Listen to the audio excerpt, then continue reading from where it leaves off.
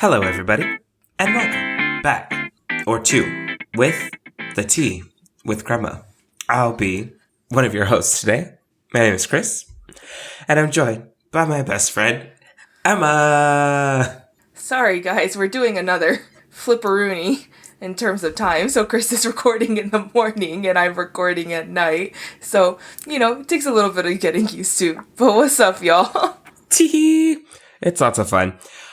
Today's episode is getting ready for all of the fun summer questions that Emma's really been dealing with on Instagram and Twitter and Facebook and TikTok and YouTube Shorts. And, she's a viral star and she just keeps getting all these questions about her wedding. So today we're here to really put all the rumors to bed. To really just address all of the misconceptions and the theories out there. I know the fans have theories. And so today we want to address those theories and be really clear about what's happening. Isn't that right, Emma? Yes, all the theories. But before we start addressing all these rumors and gossip, we have to do our tea check. So Emma, what you drinking tonight?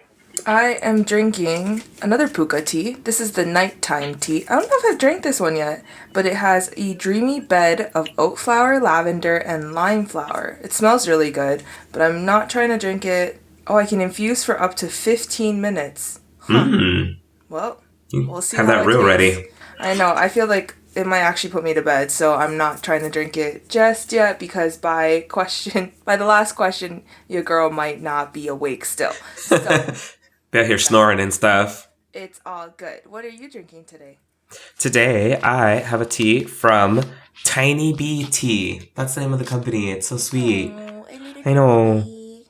And it is an oolong tea with papaya, apple, apricot, natural flavoring, and red rose petals. So just kind of like a nice little morning blend type tea. Nice little oolong with some fruit. And it was okay. The fruit actually wasn't as strong as I would have thought, considering how many fruits, and I saw the fruit pieces in the mix, but it wasn't as strong as I thought. Also, have you tried the Puka Love tea yet? If it was in the sample pack, it has not come up yet. Because I recently got that one. They started selling it at HEB, and that was the one. I really liked it. It was nice. I have it at work, so it's not gonna formally feature on the Tea with Crema, but a little shout out, I've tried a little puka here and there. Oh, a little puka love. But yeah, this one was kind of disappointing. It's fine. It'd be like that sometimes. All right. So Emma, we're here. Thank you for coming onto our show today to address all of these rumors and misconceptions. This is a Tea with Crema exclusive, so no other podcast, magazine, YouTube, social media influencer will have access to this information. We'll be here. We're releasing it first. So let's get started. I think one of the first questions on Instagram was, did you move to Japan and now you're getting married to hide a baby? Do you have a secret baby? Is that what happened? Last I checked, no, there is no secret baby. But, back in the day, they used to send away women. So this do kind of feel like I went to go see my Aunt May in the countryside for 9 months. And it came Conveniently. Came back hella skinny, snatched it. I'm just saying, the recording only gets from the chest up, so anything could happen out there in Japan. Who knows? Can you imagine? Oh God, that'd be such a nightmare. No, I am not pregnant, but yes, I did move to Japan, and I think in person I've been engaged for a week. I have been engaged literally virtually. Right before. Yeah, because I was scheduled to leave on a Tuesday. Isaac proposed a Friday, not the Friday immediately before, but the Friday before that. So I was literally engaged for 10 days, if that. And then got swept away. Yeah, it went really quickly. I got engaged, I found a dress, and then I literally hopped on a flight because I was expecting to get married this year, and knew that it was going to happen really quick and I wasn't going to have time to find a dress. But, as everyone knows, move-in was pretty pretty stressful, so I decided to put a hold on that. Isaac was finishing up his degree. He wasn't really able to lend as much of his voice as I would have liked, as he would have liked as well. There was also a 14-hour difference that we were battling with. So yeah, which brought us to our current situation, which is nope, still no baby. That was a really long-winded question to no, I'm not pregnant. You know, I just wanted to make sure that we address that for all of our listeners, that she did not get pregnant and then was whisked away to Japan as like a secret way to hide the baby. To hide the baby. Even though, I'm 28 years old, so hopefully it wouldn't be as scandalous for me to have a child, especially with my partner of 11 years. At this point, people would be like, oh, wow, finally, like, good job. Plot twist, it's more of a scandal. It's been this long. People are like, wow, really? So yeah, unfortunately for the fans out there is still no baby. You will have to wait another few years. Who knows? I don't even know if it's on the table. The tea, it might be the tea with baby 5 years from now, but who knows? Who knows? So our next big scandalous question is, are you out here trying to have, turn of the century, big ol' wedding with all the people, all of the luxury, all of the items? Or is homegirl out here trying to like courthouse it and dip out on us? Like, what's happening? As much as I love a good soiree, yeah, this year I'm actually just gonna have a small little elopement, a cute little courthouse situation, because we are just trying to get Isaac into the country. And so again, like I was originally planning to have like the big old wedding. I just wanted to kind of get it over with, which I also realized was not the attitude I should be going into this with. I should not be saying like, oh, let's just get this over with and get married. It really should be kind of like really thought about. And, I wanted this to be like a wedding to celebrate us and everything. So this year we are planning to go to the courthouse.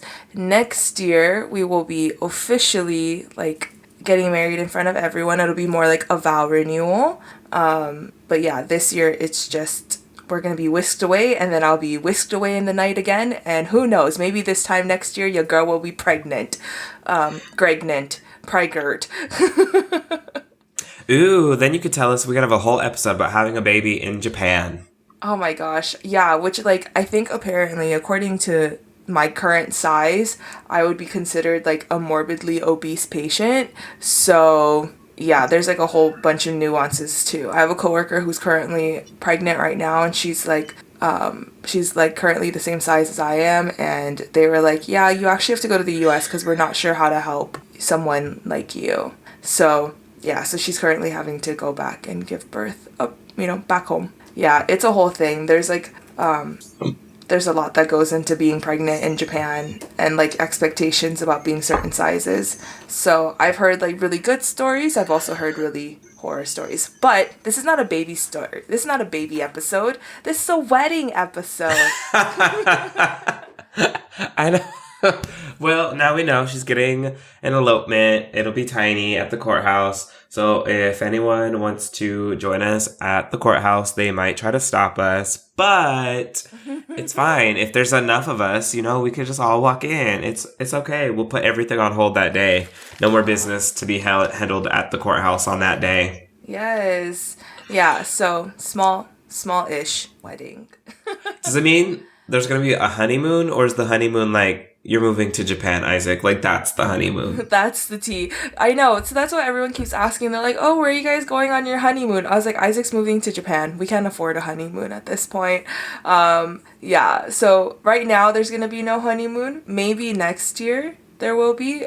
Because I keep trying to like put off that this is like, I know that we're like officially going to be married in June, but at the same time, I'm almost like, I feel like this is low-key going to be our engagement this upcoming year, because we didn't ever get like a in-person engagement.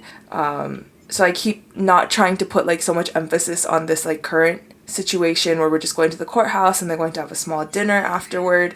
I just like keep pretending that this is like just for official reasons, which it is. It is just for official reasons, but not all of my friends are going to be there. Not all of the family I want is going to be there. And so there's that issue. So it's really exclusive. So like if you got an invitation, just know that like it's exclusive. Exclusive. You're one of less than 100 people. So, you know. In the whole world. I'm just saying. There's like world. however many billions of people in the world. And so if you got an invitation, I'm just saying it's real exclusive out here. You should feel honored. We not just a privilege. In case anyone was wondering, I did not get an invitation, so there's that. One out of, 100 invites. Also, he's kidding, guys. He did get an invite. Tickets are just, like, heinous right now. Also, gas prices. I just don't want to think about it. Like, I'm just hoping the world settles, or hopefully we don't hit a recession in the next year, because I cannot imagine what the wedding industry is going to look like. Maybe it'll be good. I don't know, but I'm not trying to put that energy into the world. I'm already stressed as it is. I don't need another stressor on top of that. So talking about expensive tickets and costs and all of that craziness, let's talk about it. Have you noticed any significant changes in the wedding market in terms of cost? Because I know some people plan their wedding for like years. Like they plan it for years. And so I'm just curious. I know yours is a bit more recent. Like your timeline is a bit shorter. Like, so I'm just curious if you've noticed a change in prices and fluctuations. Because when I tell you everything is more expensive, everything. So I'm just really curious. Yeah. So like Chris just said, like you just said, I haven't been planning for very long. I was always under the intention that my wedding would be hopefully 10,000 or less, and I just never really knew how little that would actually get me. I thought like, 10,000 is like a very healthy budget. Like I'll be able to, do this and this and this, and 10,000 is not a healthy budget. I think it's a healthy budget for myself. That's actually way more than I would like to spend. But I thought like, okay, maximum, that's how much I'm going to spend. I luckily have had a coworker who most recently got married in December. And so we were kind of going back and forth. We were, talking. She also got married in Michigan, if I'm not mistaken. And so she was like, yeah, like we were like, 10,000 is like our cap. She's a teacher. Her husband is also like somewhere in like the education world as well. And so when she was like, I didn't realize how little wedding that would get me, I was like, girl, yes. And she's like someone that's coming from a small-ish family versus myself. I think I just had unrealistic expectations as to what I could get for that amount of money. And so I do know though that because everyone kind of feels like we're coming out of this like quote unquote post-pandemic world, that like weddings are getting more expensive, because before it was like you could invite 200 people but like hope that only 150 are gonna show up, so you're only paying for that much per head. Now it's like, oh no, 200 people are showing up. Like however many invitations you're sending out, they're getting read and they're getting received, and people are showing up to the weddings because they're hoping for a sense of normalcy, which then per head, at the dinner, it drives up the cost. And then we have we got to pay people for their services, right? You got to pay people for their photography services, for their flower services. I also didn't realize that when you say wedding in front of everything, it drives up the cost immensely. And so some people are like, oh, maybe I could just say like we're having a banquet. But then as soon as you show up and it's like a wedding, the people at the venue tend to like not. They tend to look down on that because there are certain preparations, which I'm like, are there certain preparations, or is it literally just because of one that you just drove up the costs? I guess it's probably one of those, like, once you've dealt with a few Bridezillas in your life, you just kind of automatically are like, no, it's just going to be more expensive because you might be a sensible bride, but they literally have whole shows about people who are not. Yeah. And are super high demanding and high strung. And I think there's a little bit of a culture around wedding planning and, getting called a bridezilla. And yeah, I mean, it makes sense for someone to automatically like up the price, because I can't imagine preparing a location, getting everything ready in order, and then someone shows up and is like, actually, I want this because this doesn't look the way I wanted it to in my head. So we're changing everything. And yeah, no, there's only so many times that I'm going to deal with that before. No, y'all going to get a surcharge just for this being a wedding, just in case y'all do something crazy. And that's the thing too. So like with this like culture of being the bridezilla, there's this culture of being, you know, kind of like a nightmare around your wedding. I also know that there's also a stigma around certain like states in the US and specifically like Pacific Islander brides and things like that, Pacific Islander weddings. There's certain hotels that just like won't house us. There's like certain things that we do at Pacific Islander weddings that like certain venues are like, no, you can't have that. So there's also kind of an issue with that too. You know, I try not to mention like, oh, we're, you know, a Tongan and Samoan couple and we're doing this, because I know that there are some places that would be like, oh no, that's not gonna happen here, friend. So yeah. So there's just like different nuances, you know, and then there's also like, there was that whole show about like, you know, like My Big Fat Gypsy Wedding, which was like, they would show like stigmas on there as well, that like people would say like, oh, we're travelers and blah, blah, blah. And like wedding venues would be like, no, you guys can't have your wedding here. So, you know, I think that there's just like certain cultural things that happen at weddings that some people are just not down with. Some that are like decidedly so, like, yeah, okay, that is a little problematic. Have you gotten the axe yet from any venues because of being a Pacific Islander? No, but like I know that like certain hotels won't allow certain things. So like for example, like when we dance for our cultural dances, we put body oil on ourselves. Body oil is just like really hard to get out of things. Like I understand why they don't allow us in there. It's hard to get out of linen, it's hard to get out of, you know, like it makes the floor slippery. It's kind of just a safety hazard. So there's certain places that are like, okay, if you're gonna come here, like you guys can't use the body oil. Like you guys can't do that. Y'all can't be wilding out here, you know, causing a ruckus and things like that. So I've heard of certain hotels being like, if you're gonna have it here, like it has to be like a Western wedding almost. And they don't say like, oh, it has to be a Western wedding. They just say like, oh, no baby oil and like no doing this, like no bringing in your own food. That's also a big issue too, is because like I think it's just like a health and safety standpoint, right? You can't be bringing in outside food and then people get sick and they're like, oh, I got sick at this hotel. Like, no, you didn't get sick at this hotel. You got sick at eating this outside food, maybe, possibly, you know. And so it's like I understand the legality of it, but it's just like at the same time you're like, where can I celebrate? Like how can I celebrate in the way that I want to? But no, we have not gotten the axe. I also don't freely mention it, so I'm not sure if we would get the axe. So that's something you can celebrate at the park.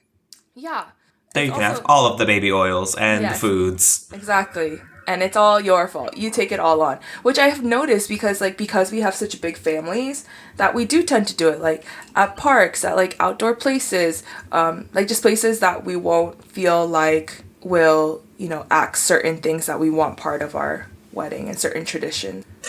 Also, it's just a lot of pressure to be in a formal setting and space. And I think it depends on like the vibe that you're going for. So if you're going for that more formal suit and tie type wedding, then yeah, outside probably isn't the space for you. But I also know that in Texas, I've seen on the internet all sorts of different weddings, and I've been to a few different vibe, energy, style type weddings. Yeah. Most of them have been more like outdoorsy and thusly a little more dressed down-ish. What do they call it? Especially a Texas formal. Yeah. So it's just kind of like, did you wear pants? Because honestly, trying to have a wedding outside in 100-degree weather, I'm not wearing a suit. Yeah. You're trying to kill somebody. That's how you pass out and literally die. Not even like fake die. You real die on that. Not even like a cute like, oh, it's like heat stroke. Oh no, they dead. They're dead. Now we gotta call the ambulance. Like, then we gotta feed them. Like, that's a whole.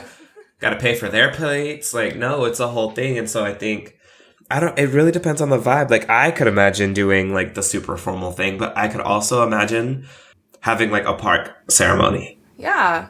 And like, I've seen all of the above. You know, I've had cousins that got married in the park. I've had cousins that got married really formally. I've had cousins that got like married in that like, in the way that Texas has Texas casual, you know, Hawaii also has like, they call it like your aloha wear, which is literally just like shorts, and a nice Hawaiian t-shirt, you know, it's like button down.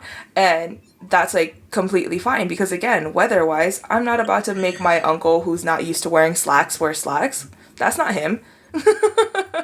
Not for an outdoor thing. And so it just depends on what you're going for. Because some of it, like people do the formal weddings because it is a once in a lifetime type event. Yeah. Thusly, like, yes, we're all going to be a little bit uncomfortable because it's a presentability thing, where some people are going more for, yes, it's a once in a lifetime event, but the core is I want everyone to have a really good time. And if you know that the people that you're bringing are going to be like ridiculously uncomfortable, why force it? So you might as well do something that everyone's going to like truly make memories at, as opposed to something where you like make memories in a picture frame. Yeah. And everyone just feels like forced and stiff and not enjoying themselves to the full. And I think then, like, people talk about it more that way, right? Like, oh, do you remember that wedding when we had to, like, show up in this dress code and, like, things like that? Like, I know that I've had cousins who got married in, like, really nice settings, and everyone's like, who do they think they are? You know, everyone's gonna talk regardless, right? Everyone's gonna talk if it was a really nice wedding, if it was a really casual wedding, like, everyone's going to have an opinion. And it got to that point too while we were planning that everyone did have an opinion, and it no longer became Isaac and I's opinion, where I was like, no, this needs to stop. Like, Isaac and I need to regroup, and we're not on the same page. Or it felt like we were very much so on the same page, but we had to get our family on the same page. Even this like casual thing that we're having right now with like the courthouse, it's getting bigger and bigger and bigger. And I'm like, guys, like the original intention of this was literally just to have dinner, and now it's like this whole thing. And so I understand it just being traditional in terms of like our hierarchy of where Isaac and I are in our family. He's the baby. Like he's the last sibling, right? He's also the last grandson of his first cousins, however many of them that there are. Same thing with me. I'm like my dad's last daughter. Not that I don't think it means anything, but I'm also low-key my parents' favorite, like high-key, both of my siblings would tell you. So I think that there's also that nuance as well that we're kind of dealing with. And I'm the last granddaughter that's fully named after my grandma. So there's a lot of things that come along with that too. So if you know anything about like Tongan and Samoan culture, like we have really big families, we have really big weddings, celebrations are always really large. This one is very intercultural because Samoans do their own thing and Tongans do their own thing. So like trying to figure out how are we going to mingle both of our cultures has been really interesting as well. In Samoan culture, the woman of the partnership, you know, she typically dances a couple of traditional Samoan dances. One of them is like with a knife. I said no knives because somebody might lose a finger. Tongans also do their own, you know, type of thing as well. We also have our own different cultural dances depending on like the families. Tongans have a cake ceremony where they basically make like 21, I actually don't know how many cakes. It always just feels like there's so many cakes. But you basically gift a cake to the important people. So like, I don't know how they decide who's important. I think that would be up to my dad's oldest sister to decide that, because she's kind of, you know, our cultural guru in those sort of situations. But also at the same time, my dad has like say to be like no, because he's the head of the family. So there's like lots of things that are going on that we just kind of have to be respectful of. At the same time, I want to be respectful of Isaac and his family's culture as well, and like what they want to bring to the table and what we want to bring as part of this intermixing of our families. And so like I'm not the first Tongan to marry into their family. Isaac's oldest brother is also married to a Tongan. And so I was like, okay, how did they do it? And then they're like, we eloped. And I was like, wow, that seems to be the answer right now. It's just elope. But at the same time, I do want to have this like celebration because Isaac and I have been together since we were kids. Like we've been together for so long. Like why not celebrate that? You know, everyone's probably thinking to themselves like, dang, finally. But at the same time, I just like want to honor the fact that we've been together, you know, and have been, you know, and have been fortunate enough to love each other for the past 12 years. So, long story short, this has been a very trying time. But it has also been such an interesting time trying to figure out like I feel like this has been our real like test of, are we able to compromise? Like, are we able to come together? That's a lot. Yeah, I feel like I just talked for like 5 minutes. Sorry. That's like a lot of fun. Maybe that's where Bridezillas come from. Because as you were thinking about it, I was like, no, I could understand why, first of all, that like false implication of like, no, you're just being like an assertive woman, no longer like being beholden to all of these additional unasked for opinions. Yeah. And when you finally like put your foot down and be like, no, I don't want your set of flowers that meant all this because your family, da da da, and this, that, and the other. And I don't want to have your foods because it meant so much at your wedding and I have to somehow appease you. And just like, I could see how someone could be interpreted to be that bridezilla when you just finally are like, no, I want peonies and we're going to have ribeye with potatoes and there will be a string quartet in the background. Like, when you finally make those decisions and like people don't like them and just like, oh, she's such a bridezilla. And it's like, no, I just wasn't having your wedding. Yeah, exactly. And which is one of those, again, like Isaac and I were very intentional in the fact that we were like, okay, like if we like him and I pay for all of this, like we're not accepting any other opinion, right? Now, if our parents were to be able to help us and be in a position to help us, obviously they would get some kind of opinion, right? And so fortunately, this upcoming celebration, my parents have helped. So anything that they want to do, I'm like, yeah, sure, you're paying for it. So like, you guys can put in what you guys want to do. Whatever I'm paying for, like, that's what I say. I have a say. Mm-hmm. Which then it's kind of like that slippery slope though, because going into this next wedding or this official wedding, I'm already starting to see like what happens. And I'm fortunate enough that my parents are able to help and our parents are able to be in this place to be able to help us, because I know that that's not a reality for a lot of people. But again, you do have this like figuring out like, okay, what do you get to have a say in versus like what do we get a say in? And so that's kind of been one of the things that we're trying to come to terms with is like, okay, do we need the financial help that comes with opinions, or do we need to just like do it our own way, but that means like no help from anyone? But in my defense, I also believe that like if you can't afford it, you shouldn't be doing it. Mm-hmm.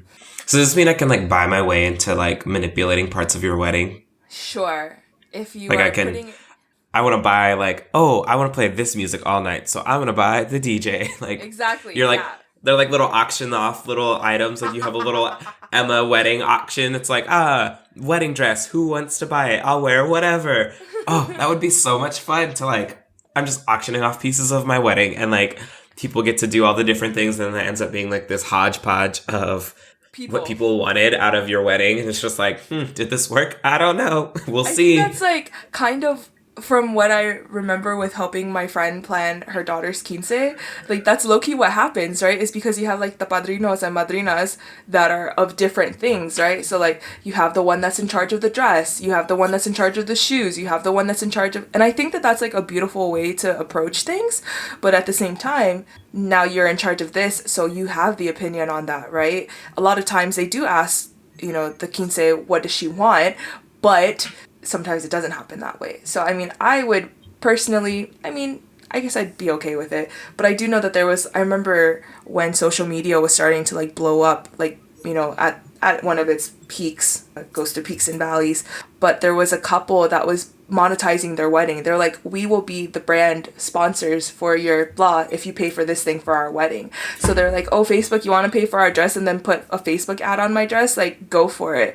You want to do this and like pay for our honeymoon and like put your name on it? Whatever, And so I thought that was such like an interesting way to approach it. Now, it's kind of, we're getting into this conversation around privacy. Like now these people's wedding pictures are owned by these companies forever and ever, which in itself is whatever. It's a bigger conversation. But I thought that was like, I was like, that's so smart. Yeah. Like, heck yeah, I would do that. Snapchat, y'all want to pay for this? Like, mm-hmm.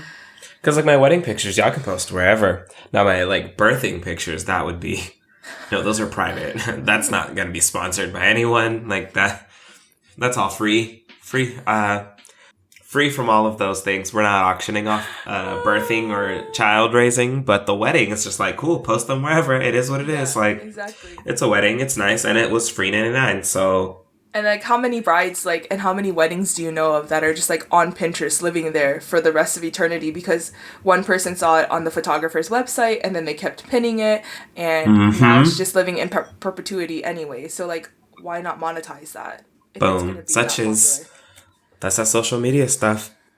Do you have any like final hopes and dreams that you're just really almost non-negotiables, but like more on like the dreamy, hopey side? So like technically if they didn't happen, you would be kind of like, oh man, but it wouldn't be like, the wedding's canceled. Yeah, I think mine is more emotional. Like, I just don't want to lose the essence of what this wedding is about. You know, it really is just a union of Isaac and I's family, and I just want to keep that at the center. I think that if I start falling into this trap of like, okay, now I have to do this, like, I'm obligated to do these things, and now I'm feeling this way about these sorts of things. Like, I just want to enjoy the process. That's what was happening when I was planning in October. I just wasn't enjoying it anymore. And that's when I knew that I was like, this is not going to be a successful wedding if I'm not 100% committed to this and like enjoying the process, because then I'm going to take those bad feelings and those bad vibes and it's just going to follow me throughout the wedding. And this shouldn't be a stressful time. You know, this shouldn't be a time when I'm like near tears every time I have to plan a different aspect of it. So thankfully, you know, with this like mini ceremony, which I almost like is almost like a dress rehearsal for the main thing, I have not felt super stressed. I felt more stressed with trying to get home than I have with the experience itself. So I think my hopes and dreams for this wedding is that everything goes off unhitched. I think unhitched, is that correct? Everything goes off without Without a a hitch. hitch. There you go. There we go. That's it. That's the word. Without a hitch, you know, and as much as like things are gonna happen, things are gonna happen.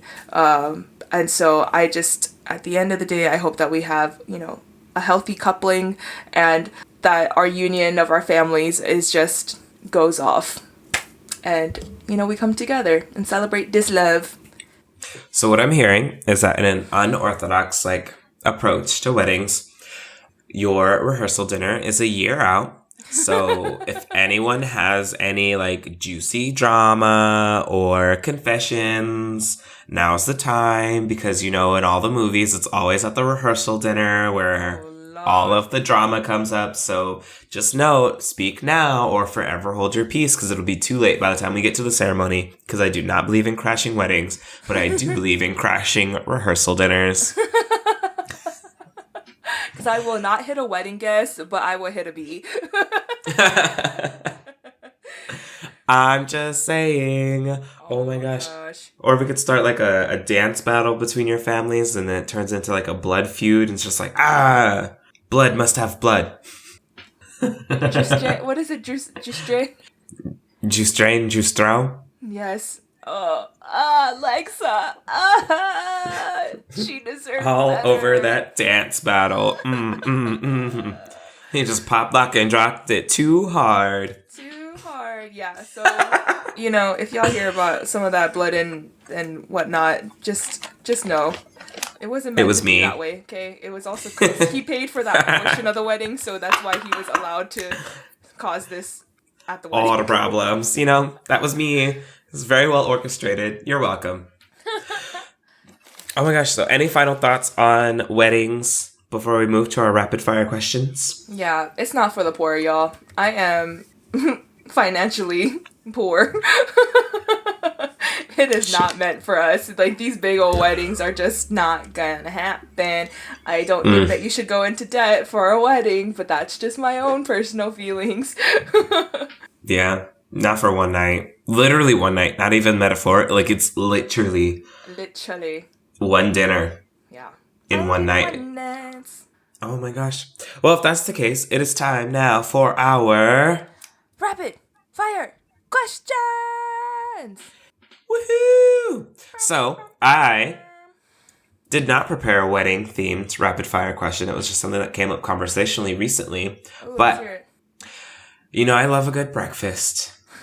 And a big part of like a good weekend breakfast are the breakfast pastries and desserts and like all of those fun things. So, my question is pancakes, waffles, French toast, cinnamon rolls. One is on the chopping block to never be seen ever again. French toast. Same. Without Sorry, without hesitation. I feel like I'm sorry. I feel like you were like getting to the dramatic part, but I was like, oh, I already know. It's French toast. I do not like French toast, and it's so funny because like my mom made French toast all the time growing up. My sister loves French toast. My nephews love French toast. I could do without it. I think it's sometimes just kind of like it's a textural thing. It's just eggy bread. Yeah. Like, I don't get it. Like, are you savory or are you sweet? Make up your mind.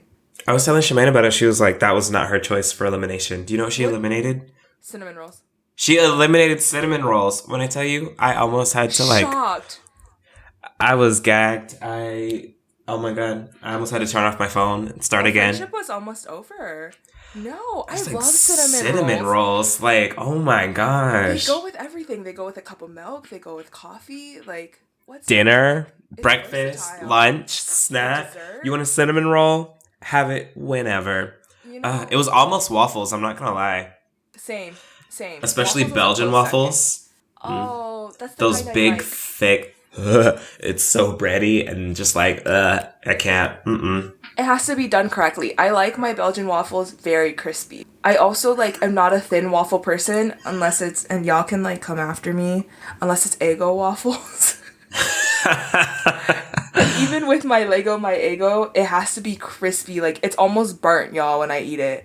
And pancakes. Emma eats almost everything burnt. It's kind of weird. Yeah, it is. It's because I like the crispy texture of it. I think that's what it is. But even like in terms of breakfast pastries, I'm not really like a big like pancakes person. My favorite pancakes are from McDonald's. So I feel like I'm not one to have a good opinion on this. Although I do like the French toast sticks at Burger King. Those hit. Thank you, everyone, for coming, for listening to this episode. She just said her favorite pancakes were from McDonald's. We are done. The tea with crema is over. We can't do this no more. She said McDonald's. Okay. No, like, this is like series finale, not just like season finale. It's done. I can't be out here with my name attached to these opinions. What? She said McDonald's. Maybe McDonald's will monetize me and pay for my wedding. As much as I drop them here, honestly, they should be for all this free sponsorship. It's kind of rude that they haven't offered yet. Honestly, what the heck? Oh my gosh. So what is your question that you have for us today? Is it wedding themed? It is not wedding themed either. It was actually a question that I had seen, I think it was on TikTok, and it was like, this question will break friendships. Okay, are you ready for it? If I tell you we have a meeting at midday, and can we move it forward by 2 hours? What time am I asking you to move it to? 10 a.m. It was at noon, right? Yeah. It's forward. Why would it Later. be 2?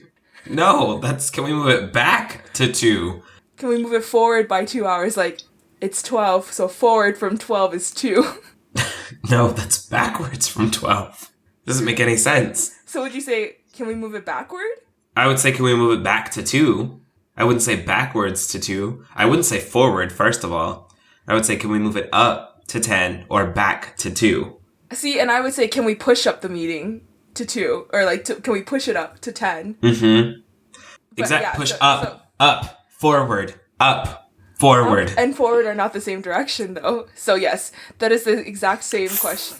So Thematically, they're the same. Isaac and I got into it too. He was like, yeah, so we're moving it to 10. And I was like, no, we're moving it to 2. I was like, well, now this makes sense why our Netflix dates are always confused, because I'd be out here like, can we push it back an hour? Exactly. Push it back an hour. I'm going to move it to 1. I still say God. move it forward. I would say 2.